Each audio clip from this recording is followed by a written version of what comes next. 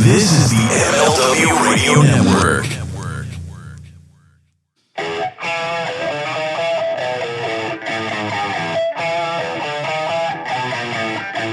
This is the Mind of the Meanie.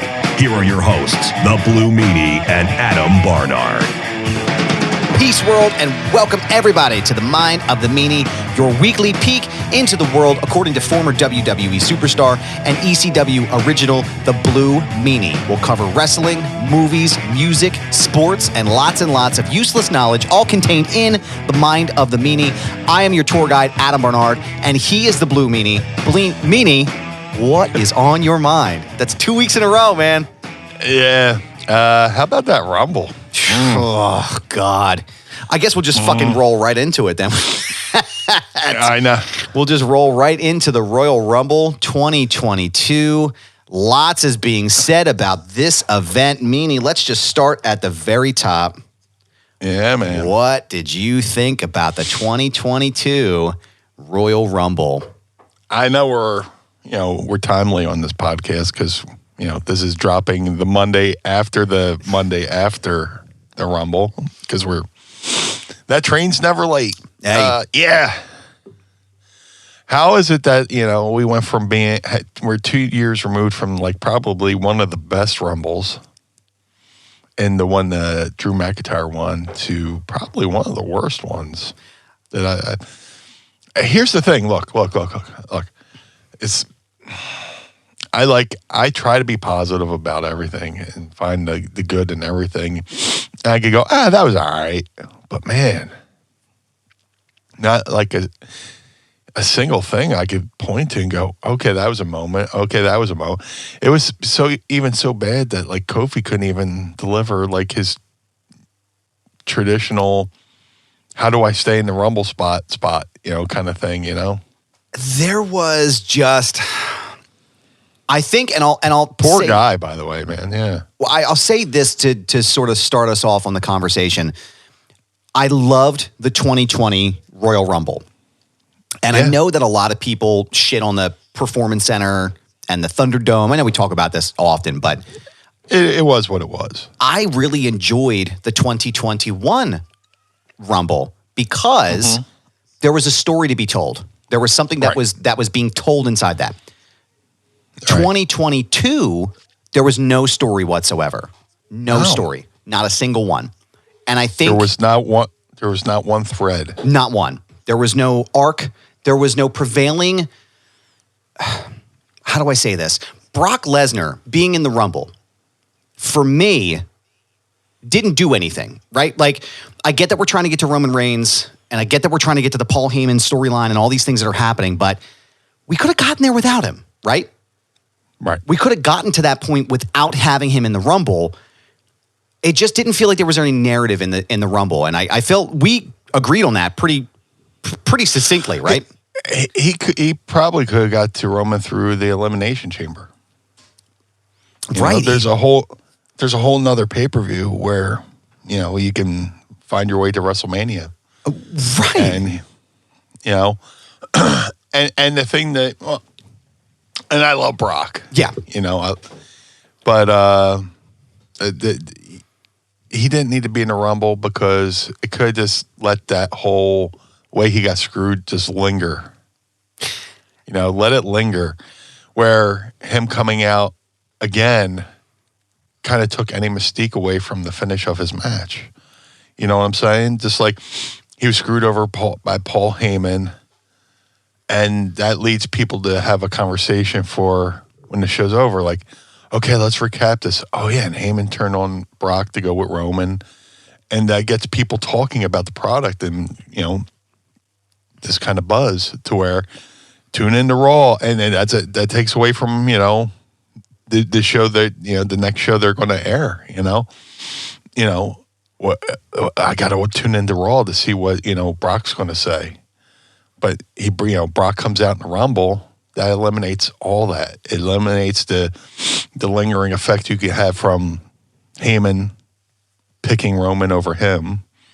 It takes away from the mystique of letting people talk about it for a couple days and fantasy book in their head. Oh, what's he going to do on Raw?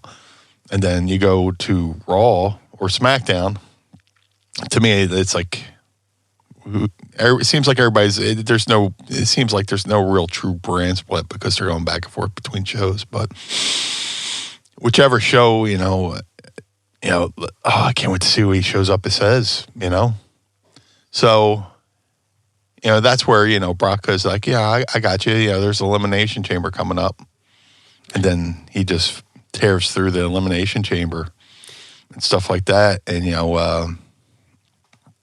and then I guess the real disappointing thing in it is, my boy Matt Riddle was initially pegged to win the Rumble.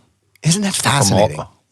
From all accounts, Matt Riddle was supposed to win this year's Royal Rumble, which technically that's what the Rumble's there for, is to elevate people. Yeah, you get a world title shot, but like it's those moments and those performances within the Rumble that elevates somebody. So Matt Riddle's got something great going on with RK Bro. He comes in, he does that NXT thing.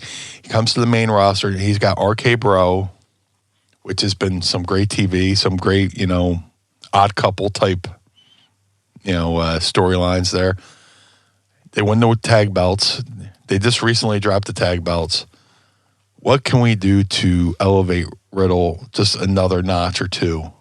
Win the Rumble and main event WrestleMania. I mean, it's not like he's not built for this. I mean, he's been on pay-per-view with, UFC and stuff like that, there's two people that, once they get in the spotlight, they either shine or they shrink. And Riddle is one of those guys that, like, when the spotlight's on him, he shines. Right. So, giving him the Rumble would have been another great.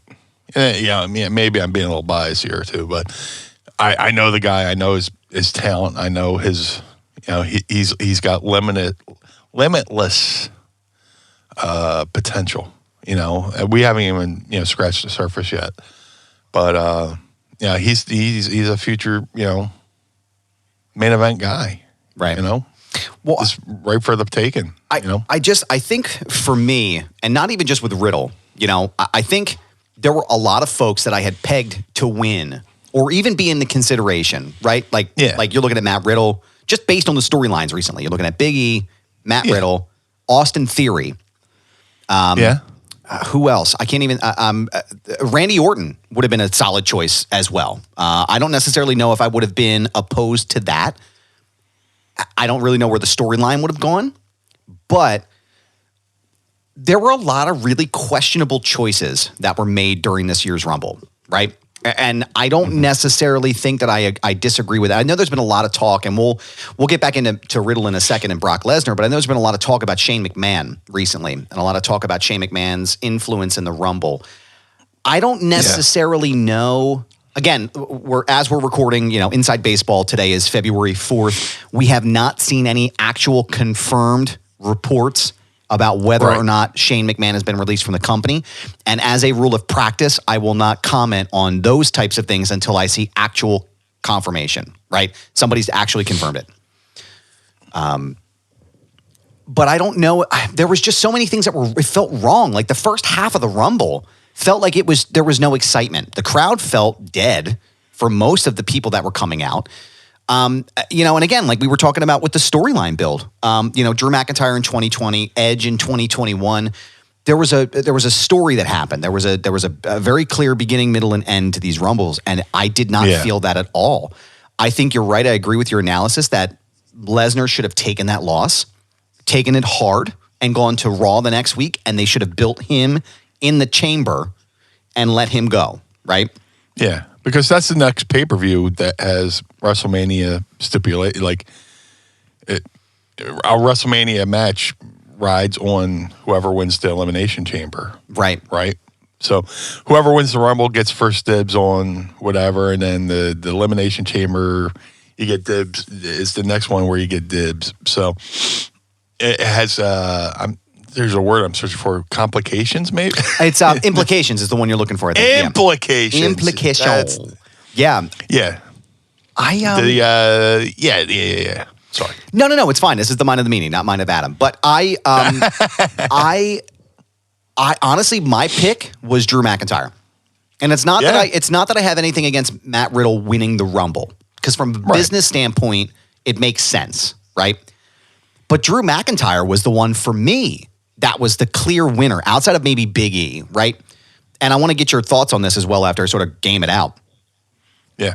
But Drew McIntyre had the opportunity again this year to main event WrestleMania in front of an actual full crowd, right? You got a taste of it in 2021 where it wasn't fully in full capacity, and he really got kind of like cheaped out of 2020. This would have been the year to push that. And my thoughts were, okay, well, if we're going to get to Roman and Lesnar at 38, why not make it a triple threat and have McIntyre involved in that picture? Because to me, everybody's got beef with each other. They all have a backstory, and it's a perfect way to tie up all these stories in front of a crowd again for the first time, right? Especially Lesnar and McIntyre. Yes. The way they dumped out Big E was really, just very anticlimactic. Obviously, the botch with Kofi, from what I understand, the rumor mill is a buzz about some of the things that were supposed to happen with Big E and Kofi. Kofi botched it. Kevin Owens being tossed out pretty unceremoniously. Matt Riddle, I thought Lesnar was going to kill him when he tossed him over the top rope. Like, he just threw him and was like, see you later. Bad Bunny was a great surprise. Johnny Knoxville was a great surprise. But, I don't know, man. There was a lot to really dislike. But what do you think overall of as far as Drew McIntyre? Like, what do you think? And then again, too, I guess, the question is, where do they go with the WWE Championship now? Well, even to backtrack a little bit,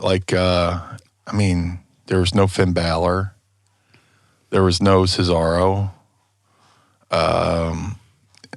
It was just mind-boggling. And, leading up to the Rumble, we were kind of doing our predictions, and I'm totally on board. Like, it would have been, I would have been excited if Drew would have won again, because, again, we were both in agreement that he got robbed of not having a WrestleMania main event in front of a live crowd. But, what was the question again? I was just thinking about where do you think that creative is going to head now? Because again, what seems to be happening is that Lesnar is going to be in the Elimination Chamber with Lashley, Riddle, AJ Styles. What do you think is going to happen? I don't really, I guess for me too, and again, this is probably a better way to phrase the question than the way I asked it. I'm not really interested in seeing a title for title unification match at WrestleMania. No. I think it's pointless. No. I think you don't need to do that, especially if you're going to do that, end the brand split, because at this point there's no reason to have it make the title float anywhere, right? Right. I'm not interested in seeing that. I'm interested to see how Brock and Roman pays off, but I'm not interested to see see them merge the belts or whatever.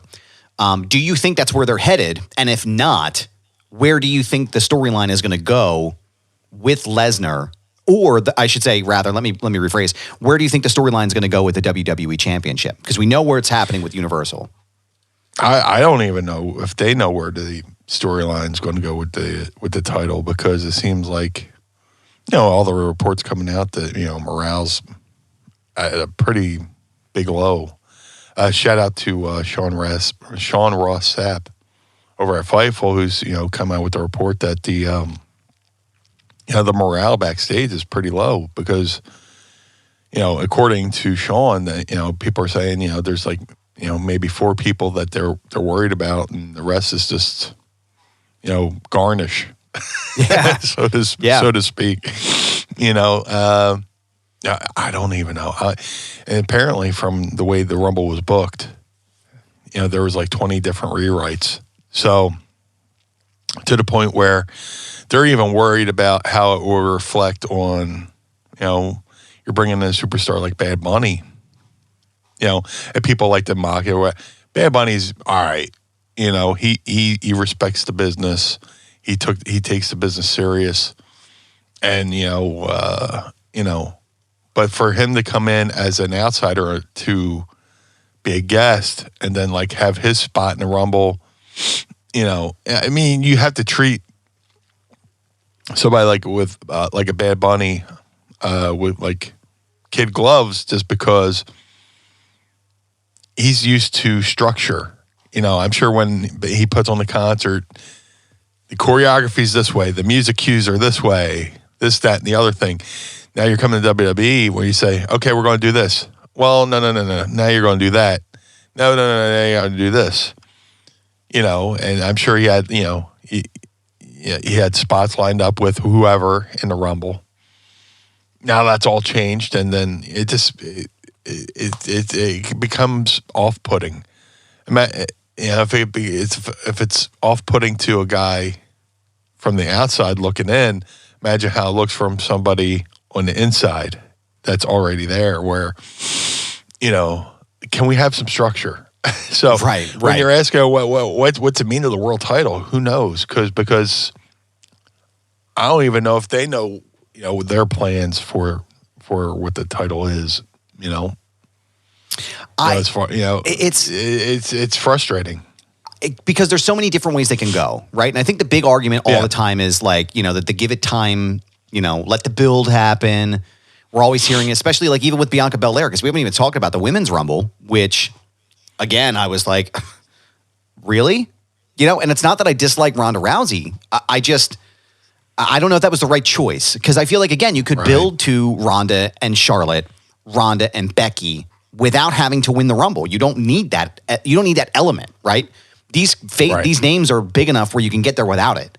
But the whole thing about Bianca Belair, you know, what the fuck are we doing with her now? You know, she's here. Right. She lost the belt in a big way, a very not very great way, to be honest. When are we going to build back to that? Big E, is he going to get another title shot? Are we just completely moving on from that, right? Drew McIntyre, are we finally going to pay off the match with Roman Reigns? You know, like there's so many different things that are sort of outlying everywhere. It really does feel like sometimes that they're, you know, like, not necessarily that the inmates are running the asylum, but it's just like, who is paying attention to the creative here, right? Where is the creative process that we're all so used to that was happening up until what felt like very recently? What's happening? You know, like, what's going on here? And I don't think they have a clue what to do with Lashley in the title. I don't think they have any competitors that they built to be believable to go against Lashley at this point. Because you have people like Cesaro, you have people like Finn Balor, you have people like Big E who are basically riding the sidelines now, not really doing much of anything. And, you know, I don't know how you back yourself out of that corner, but I agree. I think the Rumble is absolutely tailor-made to make people stars and to put people over.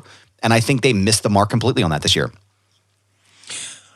I think, and this just popped in my head, you know, while you were saying that, there was a moment in time back, you know, in the dawn of the Attitude Era, you know, when the Clique pretty much staged a sit-in and, you know, pretty much had Vince fly out to wherever they were and had this sit-down meeting like, what's going on with the company? What are we doing here? You know?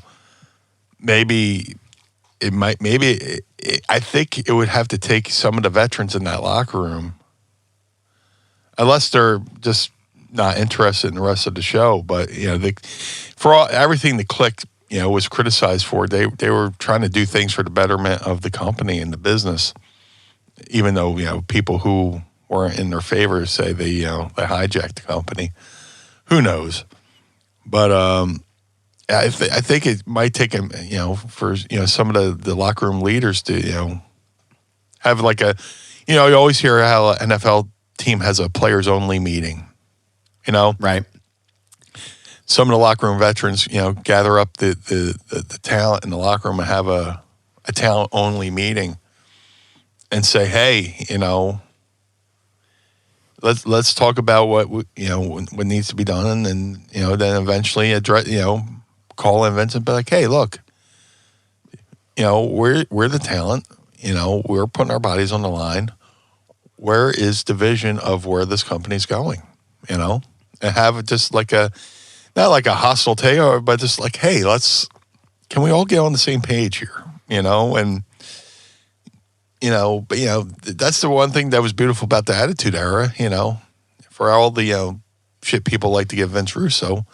Everybody on the card had something going on. There was meaning with everybody, you know. Right. You know, everybody had a character. Everybody had a storyline and a meaning. Now it just seems like it's just alphabet soup. Yeah. And you're left as the viewer to make up your own words and try to figure out what it all means, you know? And it you know, I'm of the story, you know, the theory of keep it simple, stupid. You know, just keep it simple. Don't overbook, produce.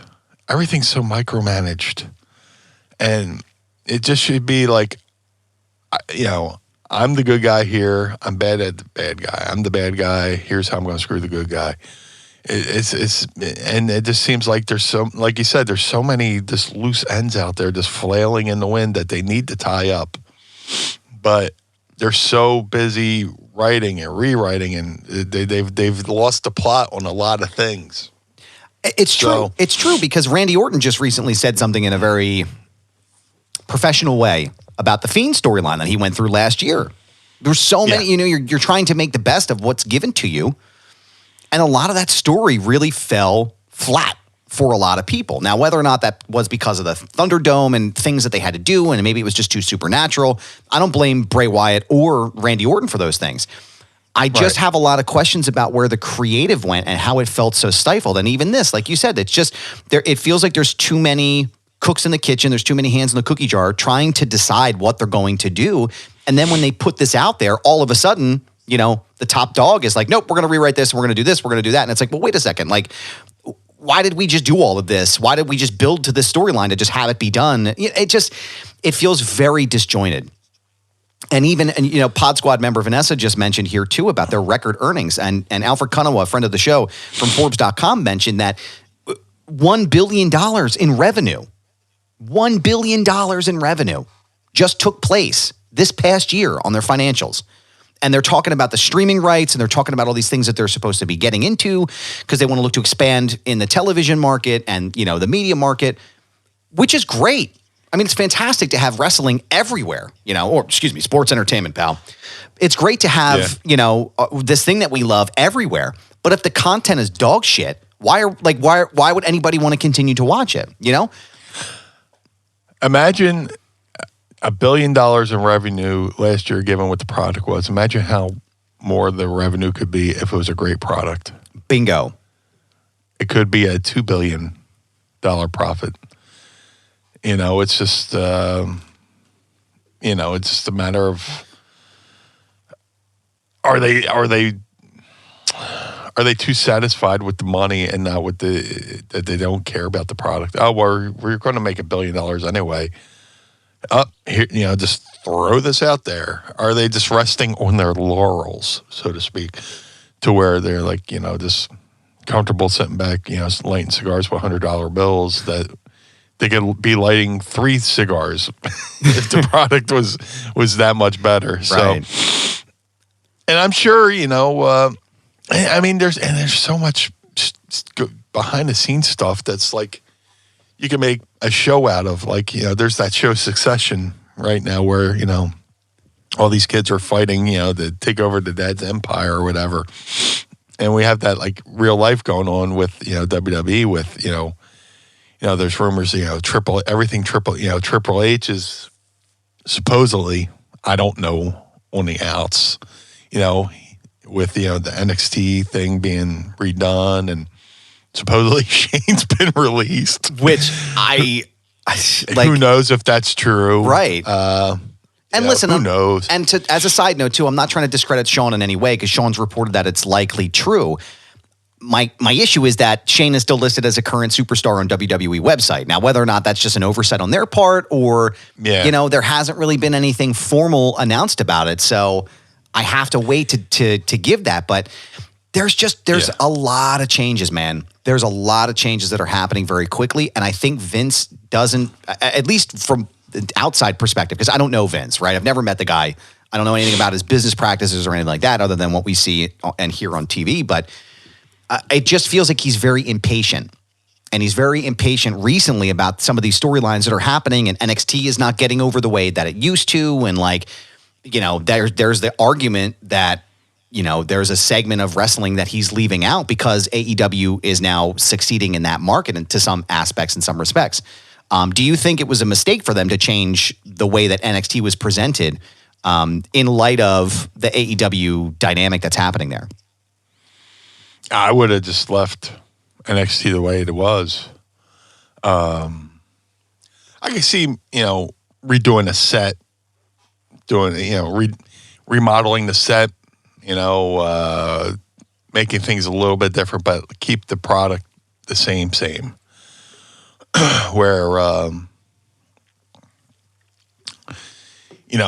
actually, I like the way the new set looks now compared to how it looked before, but it's a little too bright for my liking. But, I think I would have just kept NXT the way it was. But it's just the pride thing of, I'm not going. I hate even saying the word fucking Wednesday Night War because it wasn't a fucking war. No, not even anywhere close to it. It wasn't even a skirmish. Like it wasn't even a bar fight behind Wawa. It's fucking war. This bullshit, man. It's just not a war. It's just I'm sorry. Go ahead. Yeah, the Monday Night Wars, they're fighting over whole numbers, not fractions. Right now they're fighting over decimal points. Right. Right. Well, call me. You could call it a war when you're doing 8.0s. Not 0.4 whatever. Yeah. But the fact that Vince even recognized that as somewhat of some sort of loss, losing to the new kid, pal. If I had my hands on the product, we wouldn't have lost. Well, and it wasn't a loss, because there's so many different factors now than there was back in the Attitude Era. Now that I've said all that, between streaming and DVRs and stuff like that, you can watch, both products in so many different ways, that, ratings are almost obsolete. Yeah. Well, we know too that that Nielsen is not a great metric. It shouldn't be used at all because it disproportionately doesn't factor in Black and brown households. There's a lot of really factors in that don't take into Nielsen doesn't. It's not the metric that it thinks it is. So it's hard to say. I've never been polled. I've never been asked what I'm watching. They use notebooks and shit, and it's not like it's a really flawed system, and it's antiquated as fuck. It should just be thrown to the wayside. So you can't use those numbers. But also too, like you said, to your point, like AEW Dynamite is pulling 750,000, 800,000 on their Wednesday nights. NXT was pulling just over that, 900,000. This is not, you know what I mean? Like this is not something that is. We're not talking about Monday Night War era. Eric Bischoff says it way more eloquently than I can. But like, come and find me when you're pulling John Cena to AEW, right? Come and find me when WWE is losing millions of dollars over every month from sponsors who are jumping to the new product, right? That's a real fucking war. That's a real war. This is just pity pat bullshit here. I'm sorry. I hope if that upsets you, I'm sorry, but like not you, but anybody listening. Like, it's just not right. No. Yeah, I don't get it.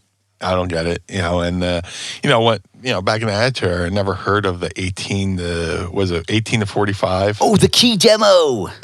Yeah, who gives a fuck? Nobody uses that. Let me tell you something. Nobody uses that metric in any form, anywhere in television. I know people who, I don't want to sound like Trump. I know people, folks, but I know people who work in advertising and marketing and everything in major multimedia stations. Did I pop you there with the Trump impression? Sorry. Yeah. It was delayed. Yeah. It's like I didn't even have a pop brownie. Just a delayed pop. Blue Meanie, folks, amazing wrestler, great moonsault. Meaniesaults, great things. Taught him everything he knows. But anyway, they don't use that metric for anything. It's not a real thing. It's a made up segment of these ratings that means nothing. Yeah, it's like when I was a kid, I went to play checkers with this one kid, and I was like, I'll take the red ones. No, I'm playing the red ones. It's my board. It's my rules. It's like, these are my ratings. These are my rules. Yeah. You may have won the bit. Look. We're selling lemonade on the corner, right? I sold 100 cups of lemonade. You sold 75 cups of lemonade. I don't give a fuck if somebody between 18 or 45 bought more cups of your lemonade than bought mine. I still have fucking $100, 100 cups worth of fucking lemonade money in my fucking pocket right now. Yeah. That means 100 more people are likely to buy my pay-per-views, buy my fucking T-shirts, buy my product. Yeah. Yeah, it's moving the goal line. Yeah. You know? Well, it's exactly what it is. It's utilizing data in a way that's it's confirming your bias. You're already, because the AEW fanboys are going to believe whatever they want to believe, and the WWE fanboys are going to believe whatever they want to believe, and no one's going to look at things objectively and be like, hey, wait a second. Like, there's definitely room for nuance here, right? It's like when people brag about how well the stock market does, and they don't fucking invest in the stock market. Well, how's that affect you? Right. That's not my problem. Yeah. Yeah. The stock market's doing great. Really? Which stocks you buying? None. Then really, why do you care? Right. Who gives a shit? Here's what I think about the 18 to 49-year-old demo right here. That's what I think about that, Meanie. That's what I think, pal. Did you hear that, dude? Oh my! I swear that's your mouth. My wife says the same thing. Courtney's like, they don't sound real. That can't be possible that came from your body. So, little inside baseball. We had a production meeting, and he fucking whopped me with that fucking. It sounds like a fucking. Sounds like a moth farting. I can't remember what regular air smells like. Speaking of regular air, Meanie, are you breathing all right after last week? And you're in the blue studio there? Yeah, man. I posted that photo that you posted, and it got a lot of play. But yeah, I'm not that smart. Yeah, you know. Let me fart into the mic and then sit down into my own fucking cloud. I still need to implicate it. You know, I have extra microphones. I could actually, sit on a metal chair and put a microphone under my seat and just let one rip. A metal chair. It's like farting on a church pew, man. Holy shit. Dude, the best place to fart, church pew and McDonald's benches. Yeah. Because you get the fucking initial seat, and then it bounces off the back of the cushion, and then out into the atmosphere. It's like, it's like playing wall ball. It's Dolby Digital sound. Yeah. And Meanie farts in Technicolor. But so I don't know, man. I feel like we could talk about the Rumble all day, and we can sit here and dissect it. I just need to know. I guess for me, it's frustrating because I want to know where the stories are going, and I want to see payoff. And I know Cesaro, actually, speaking of Cesaro, he just released something today or within the past day about how disappointed he was that he wasn't in the Rumble. And I mean, how do you have this guy who is built like a star? I mean, he is built like a certified superstar. How do you not have anything for him? He looks like he was chiseled out of granite. And the dude is fucking monstrously strong. Like, insanely strong. How many years has it been? Like 10 years that people are like, when are you putting a fucking belt in this guy? He's been in the company for 11 years. Yeah. But those matches he was having with Cena on TV that were like must-watch matches. The guy can hang with John Cena, and John Cena had no problem not making him look like, he looks like $1 million, but Cena loved working with him. And Cena is like the guy you want to be, you know, in that company. People mock, oh, yeah, Cena doesn't know. Yeah, Cena knows how to fucking work. Trust me. Yeah. And also the storyline that he had with Roman Reigns. I was like, fucking finally they're doing something with this guy with the belt. I wouldn't mind seeing Cesaro take the belt off of Roman. I think they could build it. There's certain people that look like the belt was made for. Yeah. You know, Bobby Lashley puts that belt around his waist. It looks like it was meant for him. Yeah. Drew McIntyre puts on that belt. It looks like it was made specifically for him. You know, case in point, I hate it when they replaced the Winged Eagle the day after Austin won it. I was like, the Winged Eagle looked like it was made for Steve Austin. And when they replaced it, I was so pissed. I hated that fucking belt. But then for some reason, when Triple H wore it, I was like, man, that belt looks like it was made for fucking Triple H. Yeah. It took me a while to warm up to the current belt. But, you know, you see a Bobby Lashley put on that belt, you're like, man, that belt looks good. Yeah. You know, Drew McIntyre wears that belt. Man, that fucking belt looks good. You put that belt on Cesaro? Holy shit. It would Man, that belt would look great on fucking Cesaro. And I think as a sort of a tie-up for this part of the conversation, I feel like what they need is a change. They need fresh blood inside of these matches because no one seems interested really anymore. I mean, again, the Brock Lesnar, Roman Reigns storyline is fantastic, right? I love where it's going. I love that Heyman is involved. Shout out and peace to Paul Heyman, the advocate, the special counsel. But I love the storyline and everything that they're doing is fantastic. But people are going to get tired of this really quick. Like, it's going to burn out again. And you got to figure out how you're going to pivot from that. What about Dolph Ziggler? What about Cesaro? What about Finn Balor? Finn Balor was Universal Champion for what, a cup of coffee at the most before he hurt himself? Why not make these exciting again? Why not make me feel something when I watch this stuff? It's frustrating. Again, you got a third brand. Just have those guys go over to the third brand. Yeah. With NXT and let them shine there. Build them back up. Yeah. Build it up as a legitimate third brand. Bring Nitro back. Do something. Something that allows these guys to shine. Something that allows these guys to hold a title. Something in here. Make it meaningful. I went from NXT went from being, I mean, it went from being appointment, must-watch TV to like, who are these guys? Except for, maybe one or two guys, like Harland. Yeah. That guy is amazing. Who's his manager again? What's his name? Joe Gacy. They're the best thing on NXT. Right? See, I like Carmelo Hayes, too. I really like the North American champion as well. That's his name, right? Yeah. Carmelo Hayes? Yeah. I love that storyline. That's fucking fantastic. Yeah, I didn't mean to smite him either. No. Harlan, WWE could build up and make a fucking WWE Studios movie around because he's that fucking frightening. You know? Yeah. He's got that look, man. The shaved head and just the 1,000-yard stare. Freddy Krueger looks under his bed for fucking Harlan,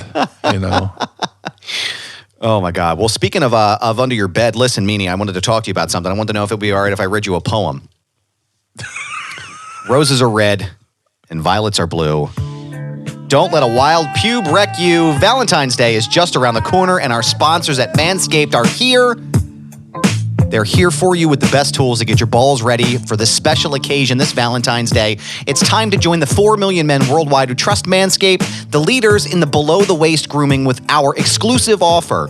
Go to manscaped.com and use promo code Meanie20 for 20% off plus free shipping. I had a conversation with friend of the show, Josh Chernoff, today, who told me the proper way to shave your balls, and it's really important to make sure that your balls look fresh for Valentine's Day. The holidays went by so quickly, and I want to make sure that you remember to take care of your package with the best tools for the job. The Performance Package 4.0 from Manscaped is just the thing every guy needs in their life to make each and every day just a little bit more special. The number one product in this package is the Lawnmower 4.0. The electric trimmer is designed to trim hair on loose skin, and get this, the trimmer's advanced skin-safe technology reduces cuts and nicks on your delicate balls. It even, Meanie, I don't know if you know this, but it even has a 4000K LED spotlight so you can shave anywhere your heart desires. In the blue studio, in the bathroom, you can even do it outside. I wouldn't recommend it, but you can if you want to. Did I mention that it's waterproof? So you can even do it in the rain if you'd like to. Meaning I'd like to propose making February 13th a national holiday as National Shave Your Balls Day. Are you with me on that one? I think it's a holiday men and women can get behind. Yeah, man. I mean, the time is near, and it's what better way to tell your significant other that you care and love her than keeping the hedges trimmed for that special night on Valentine's Day. So, and again, I say this each and every week. I'm a big fan of Manscaped's other products. With the nose and ear trimmer, their shampoo and body wash. They're 2-in-1 shampoo and body wash, and the foot spray, everything. They got everything from head to toe, and everything in between when you go to manscaped.com. Speaking of in between, to complete the perfect package for your package are liquid formulations like the Crop Preserver Ball Deodorant and the Crop Revival Ball Toner. Start your day off with the deodorant for Little John and the Eastside Boys, and stay cool all day with toner to keep you feeling your best all day and night. These formulations will also have your balls smelling like a king on the big day. And don't forget to smell good, not only around the balls, but with all over with their signature scent. The Manscaped Refined Cologne will complement your collection with smell perfection. Manscaped created their products for a night just like this and will make your Valentine's Day date say, wow, great set of balls you have there, which is what I hope Mrs. Meanie is saying to you and what Courtney is saying to me this Valentine's Day. So go to manscaped.com right now for our exclusive offer of 20% off plus free shipping with the promo code Meanie20. That's 20% off plus free shipping with the promo code Meanie20. Don't go into Valentine's Day looking like a button in a fur coat. Go to manscaped.com for our exclusive offer, 20% plus free shipping with promo code Meanie20. Your balls and your lady will thank you. And Blue Meanie, as always, I always have to thank you for your time during the week. As a reminder, it is the anniversary of the Philadelphia Eagles win over the New England Patriots in the Super Bowl 41-33. I know we just had the news this week about Tom Brady retiring for good. I get he's a GOAT, blah, blah, blah, whatever, but he didn't shake Nick Foles' hand, so fuck him. Oh, a little inside baseball. We're recording. Today's February 4th. Yep. 2022. 4 years after the Eagles won the Super Bowl. You know, everybody knows I'm a huge Philadelphia Eagles fan. On the day that Tom Brady announced his retirement, Nick Foles tweeted a photo of them before the game shaking hands as a nice little troll to Tom Brady. He's like, "Congratulations, Tom, on our career," and it's a photo of them shaking hands. And then, troll level 1000, man, I love it. And then the Jacksonville Jaguars announced that they're hiring former Eagles coach Doug Peterson on the anniversary of the Eagles Super Bowl win. So it's like, and I just got, I have a couple Eagles friends that are just, texting me happy anniversary. Shout out to former ECW Lupus, aka Kent Porter. Me and him are huge Eagles fans. He's the reason why I got my photo with the Lombardi Trophy. So that's cool, man. Where you're doing that read, I just saw happy anniversary pop up on my phone from him. Man, just talk about and look, I recognize their pre-Super Bowl championships. I know the Dallas Cowboy fans go, nothing existed before the Super Bowl, because that ruins our chance. That ruins our unhumble brag that we have 5 Super Bowls. The Cowboys like to talk about the Super Bowls they won, but the reason why they don't recognize the titles before the Super Bowl is because they didn't exist yet. So technically, the Eagles were the best team in pro football for 4 years. 48, 49, 60. They gave Vince Lombardi the man they named the Super Bowl trophy after. His only playoff loss was to the Philadelphia Eagles when they won the 1960 game. But, 4 years ago today, probably one of the best nights of my life. I got to see the, in 08, I got to see the Phillies win the World Series, celebrate it. Here's what it comes down to. I celebrate for those who are no longer around to celebrate. Right. My grandparents, my grandmom was in the newspaper for the 1980 World Series. Oh, that's cool, man. She was interviewed.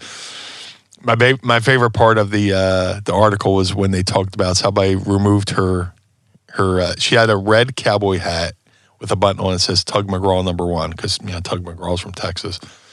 Somebody removed her Tug McGraw cowboy hat and dumped a beer on her head and put the beer hat back on her head. Oh my God. Vintage Philadelphia right there. Yeah, and then when they won in 08, I went and found that newspaper on eBay and bought it. And I got chills because I read her interview again, and she said, "I'd rather be on the corner of Broad and Shunk."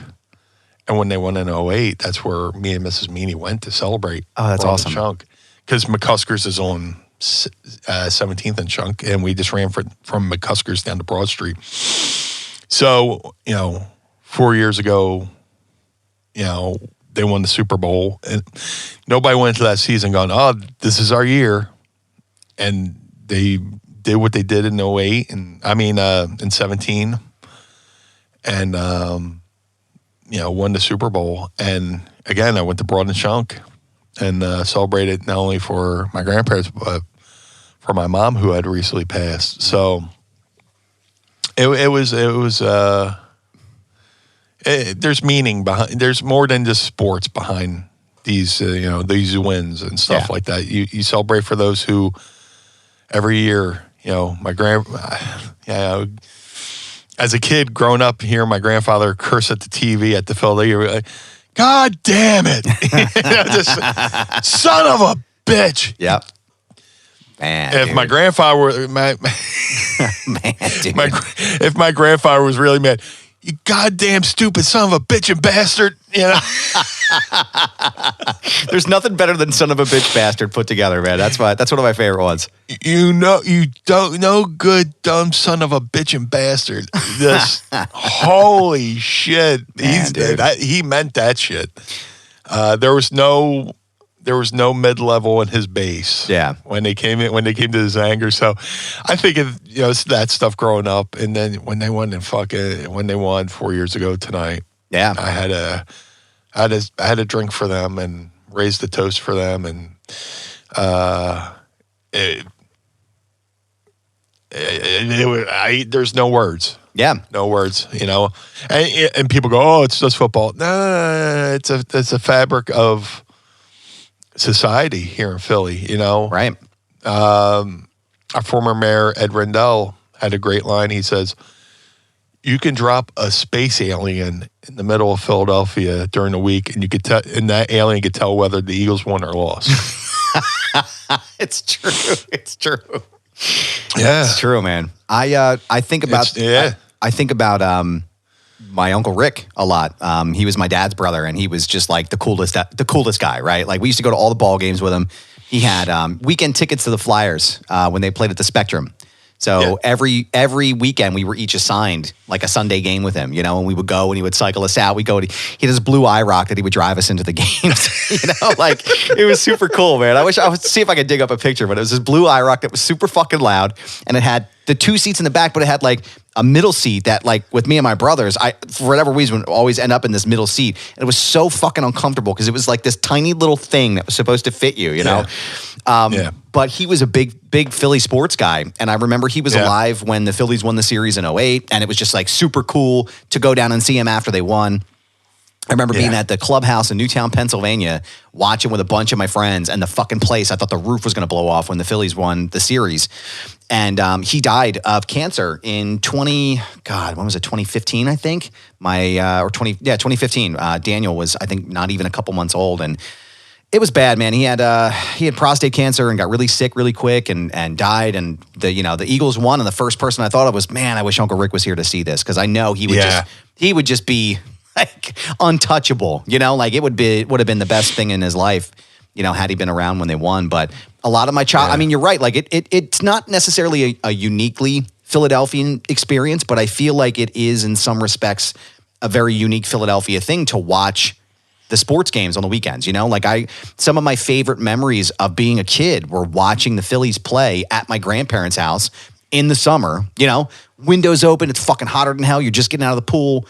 Everybody's, they're making sandwiches and shit, and you're just sitting there and you're just watching a game, and it hits different, And then when they have a big win like that, it means so much more. When you think about all the people that weren't there to see it, that would have loved to have seen it, So I'm with you on that, man. I really wish things. I wish they would have won before, but I'll take the 2017 win and the fact that they beat Tom Brady forever and ever. And I think that probably for me too. Is something if you're going to win, yeah, dude, yeah, that's the ultimate sign of accomplishment, and take nothing away. People like to shit on Brady, It's easy to. He's an easy target, but yeah. But he played fucking lights out in that game. He threw for over 500 yards in that Super Bowl. Yeah. By rights, he should have won. But he both didn't. defense, it was you get to, wrestling fans go, I love old school psychology. Hardcore football fans go, I love a defensive struggle. A defensive shoot. No, people love seeing shootout. That game was a fucking shootout. Yeah. And it literally came down to one play, and that was the Brandon Graham strip sack. Yeah. And holy shit. Just there's a after the Phillies won in 2008, there's an article written the next day, and it talked about, celebrate for those who are no longer here. Maybe if I could find the clip. In the beginning of the 2008 Phillies DVD chronicling that year, they have the players read it. Oh, wow. And I'm trying not to get fucking choked up. Oh, man. Fucking, you listen to them read it and all this stuff they say, this is for the people buried in their Eagles jerseys and Phillies hats. Yeah. And just, yeah, that's what it's all about, man. Yeah. But I was at my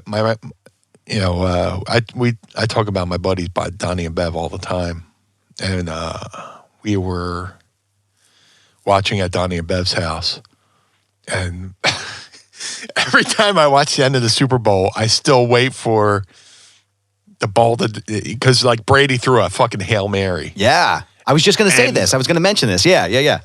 And it bounced around, and you still, 4 years later, I'm still waiting for somebody to one of the Patriots to still come down with that ball to screw the Eagles over. 4 years later, it's like, yeah, somebody's going to catch that ball. It was, if you would have written a movie about it, you would, that's just too corny. Right.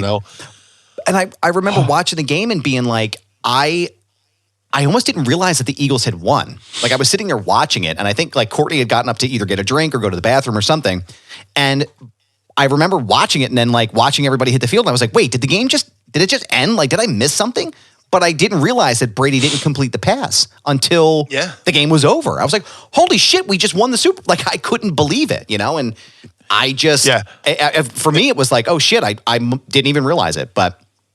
And granted, they would have had to score a 2-point conversion after that. But it's just the fact that they just went down 90 yards, almost went down 90 yards to potentially tie the game, and how they've come back. Most of their Super Bowl wins come from behind wins, on the last second field goal or stuff like that. Just the fact that, that came down to the last second. Yeah. Thank God for the Brandon Graham strip sack and, Jake Elliott nailing that 40-some-odd yard field goal to cement it. But like what I was trying to say is we were watching at Donnie and Bev's, and me and Donnie just stood up and we fucking bro hugged it out, and Mrs. Meanie captured the photo of it. And if you just see two grown men, celebrating a lifetime of disappointment being washed away in one moment, it's in that photo, and I'll probably post it a little bit later today. And if you're listening on Monday, scroll through my social media. But just that one photo, holy shit! Just you see two grown men who were used to having their hearts ripped out each and every year. Yeah, celebrating in one moment. I because I was at home, because I had two children at the time, my boys were born and we didn't go out for the Phillies game. Or the Eagles game rather. I will find a picture to complement yours from the clubhouse and when we watched the Phillies win, because I know I have a couple. But I mean, as in all things, Tom Brady can continue to suck it, and no one likes us. We don't care. We will be relentless about this Super Bowl win forever and ever until the end of time. So again, I repeat, Tom Brady suck it. But Meanie, one thing that doesn't suck, and I'd like to know if you'd like to do this right now. It's time to ask Meanie. I would love to. It's time to ask Meanie anything. Ask me something. Don't forget to tweet us your questions using the hashtag AskMeanie. You can follow us on @MindOfTheMeanie. Ask us your questions here. Pod Squad as well. Don't forget to shoot away some questions here. And don't forget to join us. Become one of our patrons on Patreon. Become a part of the Pod Squad. Patreon.com/Mind of the Meanie. We got a lot of really cool shit in there. We post a lot of pictures. We have a good time. Got 2 questions here from Mark in Dryden this week. First question is, it seems that Terry Funk gets zero respect when it comes to the greatest wrestlers of all time. Does he rank in your top 25? If not, what holds him back? He seems to have a good amount of the criteria required. I think he gets it to respect, but I think the fact that he hasn't really officially retired. Just like when you talk about all-time greats, you usually talk about people whose careers are over. And maybe Funk was still wrestling as of 5 years ago, and he quietly faded into the background due to health problems and stuff like that. But he's definitely top 10. Yeah. How many decades has he competed in? God, how many former world champion, but how many other people has he elevated? A guy could be a great worker, but how many, a truly great worker elevates the people he works with? And Terry Funk certainly elevated so many different people, and he worked in so many different decades, and he he morphed between. He went the Willie Nelson route. When Willie Nelson first came out, he was clean cut in a suit, hair parted to the side. You could smell the burl cream coming through the photo. Terry Funk was kind of like that. He started out, he had the clean cut look, and then, Willie started growing his hair out and doing the pigtails, and Terry started growing his hair out, growing the pigtails, and kind of went counterculture. Yeah. Yeah. And in a lot of ways, George Carlin did the same thing too. He was, clean cut, became long hair, went counterculture. Yep. So, Terry Funk's a lot like George Carlin, he changed with the times. He didn't become stagnant or stale. He just evolved. Yeah, he's top 10 for sure. Mark and Dryden's second question is, what if Bill Watts hadn't gotten fired from WCW? How long do you think WCW would have lasted? And would it have lasted until 2001 like it did? And last but not least, do you think Bill Watts would have gotten fired eventually anyway? I think he would have got fired eventually anyway. You hear the stories of him pissing out the window and carrying a gun to work. It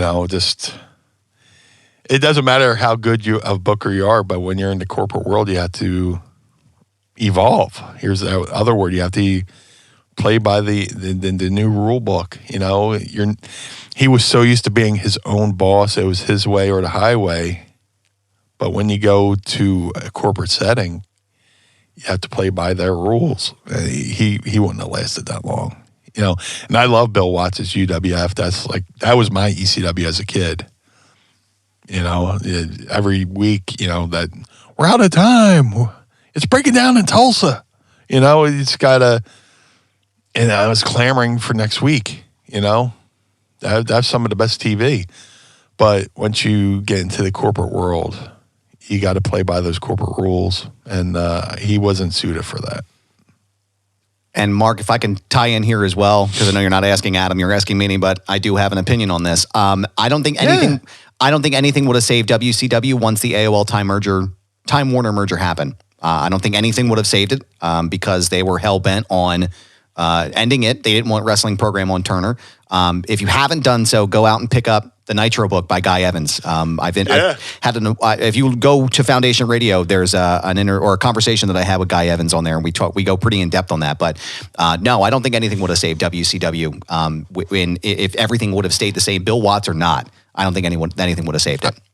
I just got the audio book of that, and I'm looking forward to listening to it. It's fantastic. Go out of your way to pick it up. Draven asks, hey, Meanie, would you bid in the Royal Rumble if WWE would have asked?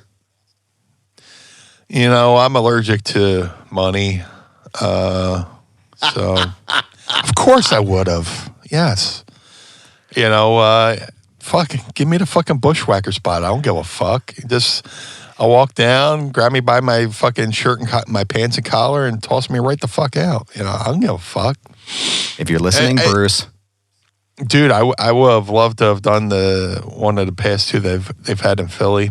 Just, to say, "Oh, my last Rumble was in Philly." Yeah. Because I'm a homer like that. But absolutely, why not? Because, But then again, I was in ECW creation, so they don't own my IP. So hey, who listen, knows? we'll work on making it happen.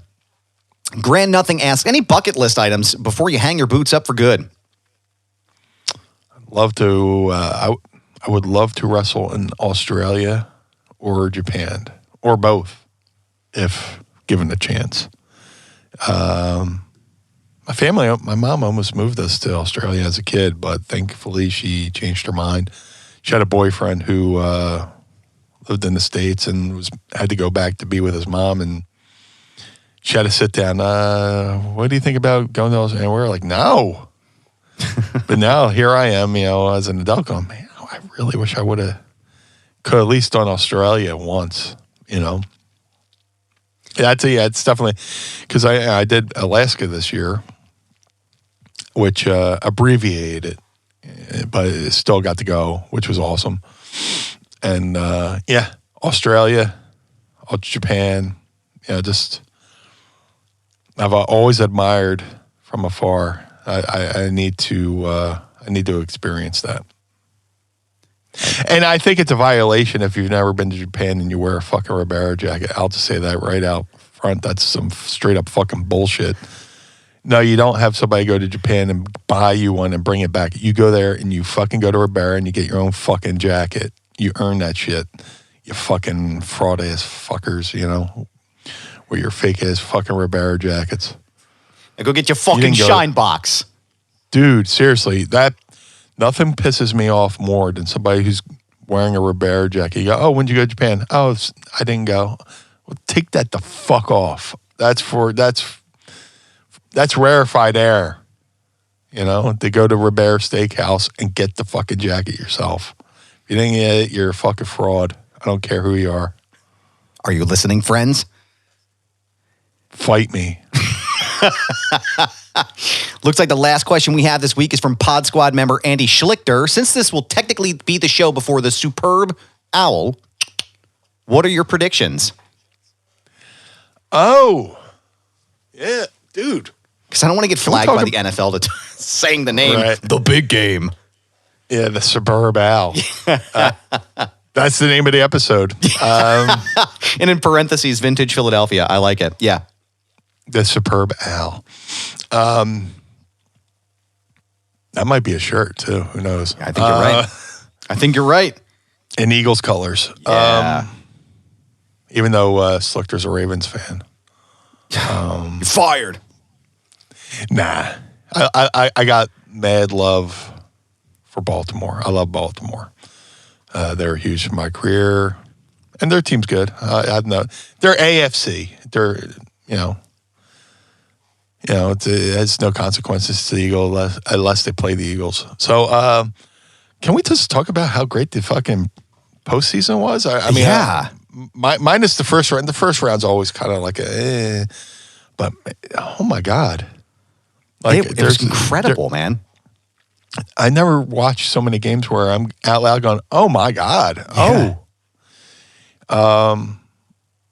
Yeah, Cincinnati, God bless them. They went into Kansas City and beat Kansas City in their house.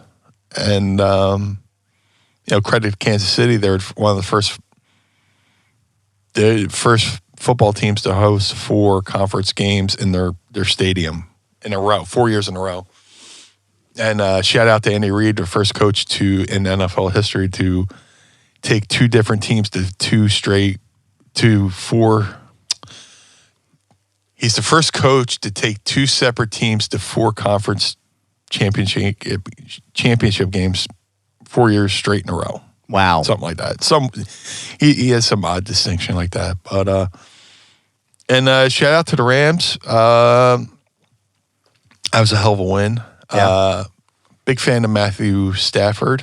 He for the longest time never got one of the best quarterbacks, never get a sniff at the playoffs. Now in his first year with a new team, he's going to a Super Bowl. So I'm kind of torn.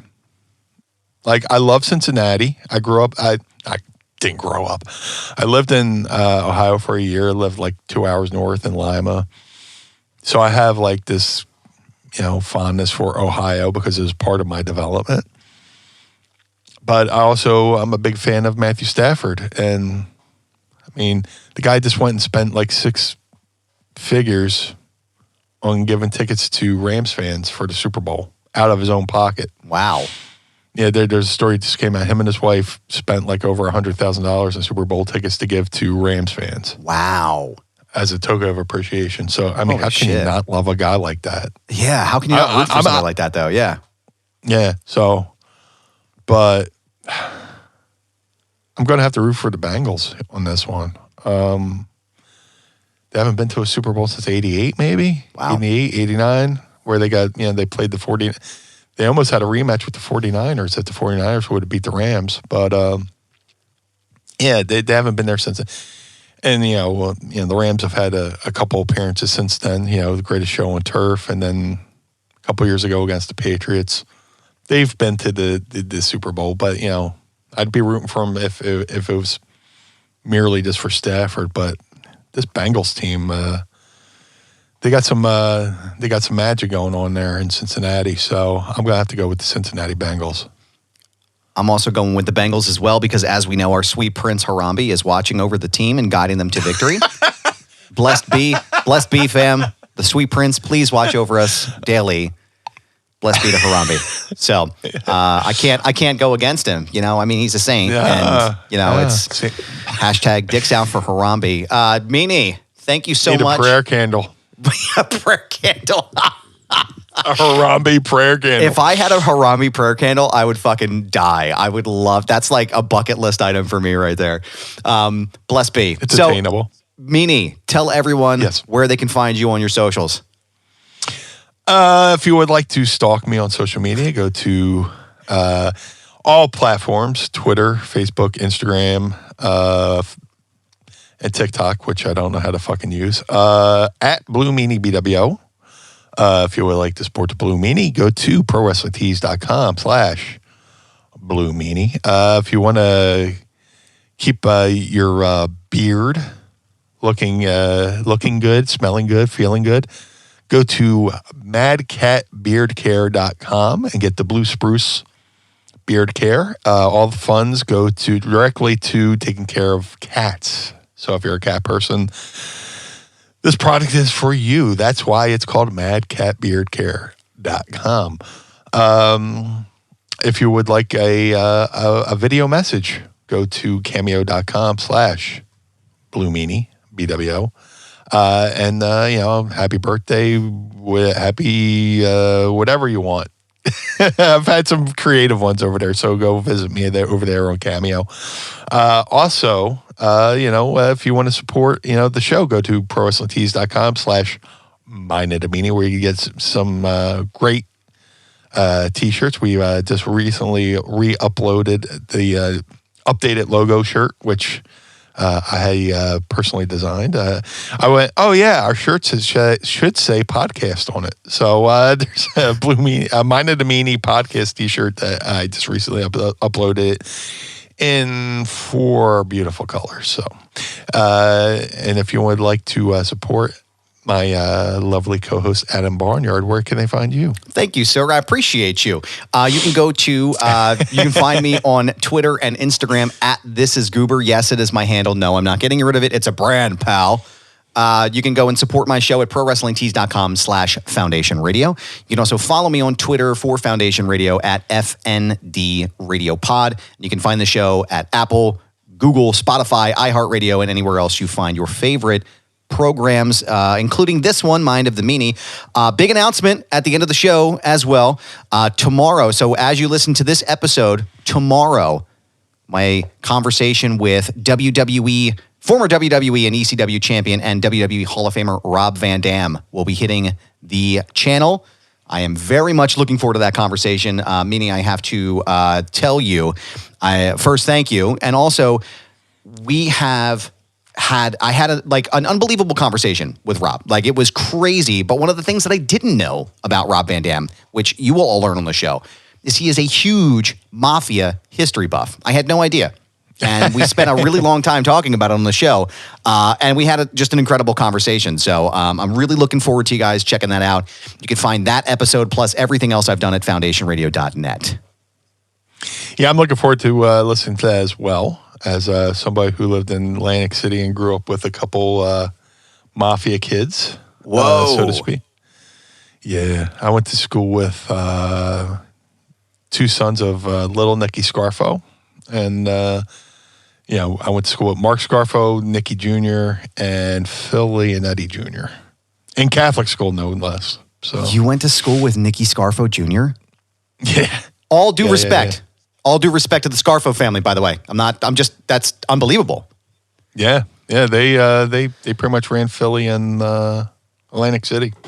I can't. That's crazy, man. I'll have to ask him more about that. I told Rob the story as well about my somewhat connection to the Chicken Man in Philadelphia from the Angelo Bruno family. So if you want to check that out and hear us talk about marijuana, you want to hear us talk about life and finding your spirituality and happiness, and also talk about a lot about Mafia history, you check out that episode tomorrow as it drops, 6 a.m. on your feeds. Blue Meanie, I appreciate your time so much. We also have episode 100 coming up. Not next week, but the following week. Episode 100 of Mind of the Meanie. We're very excited for this. Lots of fun things coming your way, so stay tuned. You can find out what we're going to be doing early on patreon.com/Mind of the Meanie. Meanie, thank you, sir, so much for your time. Anything else you'd like to plug before we get out on our way here? Hey, man, just thank you to everybody who supports us each and every week, whether it's free with the downloads every Monday morning, or if you go to patreon.com/Mind of the Meanie and spend your hard-earned dollars to watch us do this shit show live. It's greatly appreciated. It helps keep the lights on here at Mind of the Meanie. So I appreciate each and every one of you who decides to dedicate your time to listening to us just bullshit.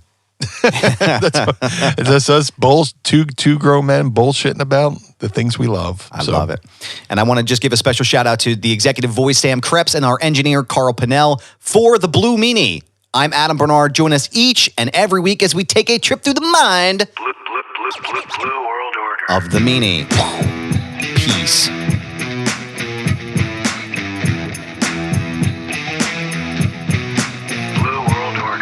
This episode of Mind of the Meanie was recorded and produced by Adam Barnard and was engineered by Carl Pinnell. Additional production and narration provided by Sam Krebs. Our executive producers are Josh Chernoff, Adam Barnard, and the Blue Meanie.